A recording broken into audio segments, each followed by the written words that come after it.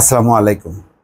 উপজেলা পরিষদ নির্বাচন, মন্ত্রী এমপিদের স্বজনেরা এবারও সরলেন না। অর্থাৎ প্রথম দফায় যেই পরিস্থিতি ছিল, সেই পরিস্থিতি তো সবারই জানা।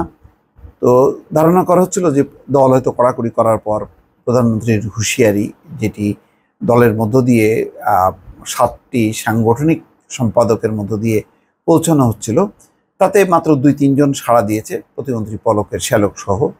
বাকিরা কিন্তু কেউ সাড়া দেননি। তো সাড়া না দেওয়ার কারণে কোনো শাস্তি পেতে হয়নি। যেমন বিএনপি খুব কঠিনভাবে সাথে সাথে বহিষ্কার করেছে, সেখানে আওয়ামী লীগ করেনি।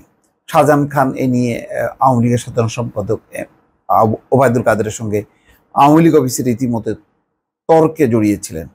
তো তারপরেও কিছু হয়নি। আওয়ামী লীগের কার্যনির্বাহী কমিটির বৈঠক হয়েছে, সেখানেও প্রধানমন্ত্রী কিছু নির্দেশনা দিয়েছেন কিনা এখন পর্যন্ত জানা যায়নি। এই অবস্থায় যেটা দেখা যাচ্ছে যে 2 জন মন্ত্রী ও 1 জন প্রতিমন্ত্রীর স্বজন প্রার্থিতা প্রত্যাহার করেননি দ্বিতীয় ধাপে।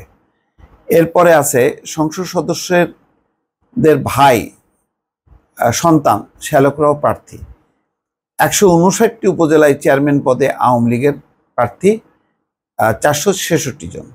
তো এখানে বলা হচ্ছে, ক্ষমতাসীন আওয়ামী লীগের পক্ষ থেকে দফায় দফায় নির্দেশ, হুঁশিয়ারি, কোনো কিছুতেই উপজেলা পরিষদ নির্বাচনে প্রার্থী হওয়া থেকে মন্ত্রী এমপিদের নিকটাত্মীয় ও স্বজনদের থামানো যাচ্ছে না।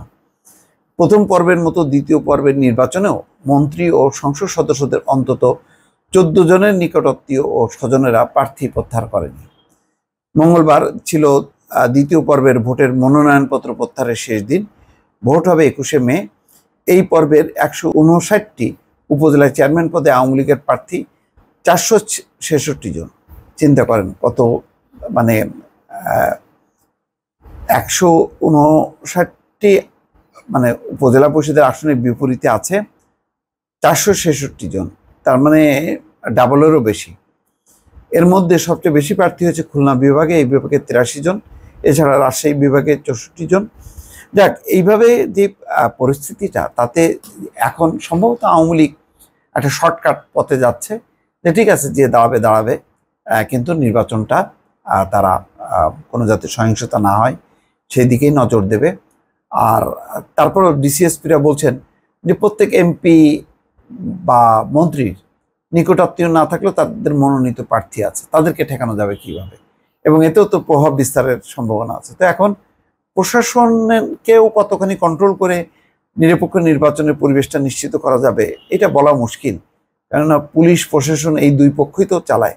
তো অনিবার্যভাবে যদি তারা এখন কোনো পক্ষপাতিত্ব করে, তাহলে একটা সংঘাতময় পরিস্থিতি তৈরি হবে। এখন খুব ক্রুশিয়াল সময় যাবে আওয়ামী লীগের জন্য, সরকারের জন্য এবং নির্বাচনের জন্য। দর্শক, ভালো থাকবেন। আল্লাহ।